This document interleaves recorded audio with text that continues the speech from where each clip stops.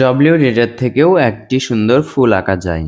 আমরা দেখব, শিখব এবং অন্যদেরকেও শেখাবো। এভাবে ইউ এর মতো করে ঘুরে এটার সাথে মিলে দিলাম।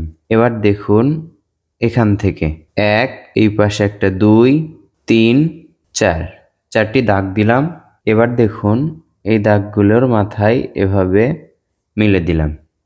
আবার এখান থেকে দেখুন এভাবে করে মিলে দিলাম।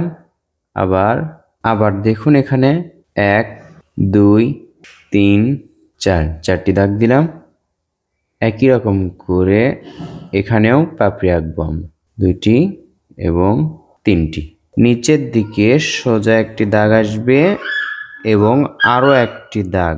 এবার আমরা এখানে সুন্দর একটি পাতা আঁকবো। দেখুন এভাবে সহজে একটি পাতা, এইভাবে এই পাশেও আরো একটি পাতা, এর মাঝে একটা দাগ, এই পাশেও এর মাঝে একটি দাগ। সুন্দর একটি ফুল আঁকা হলো।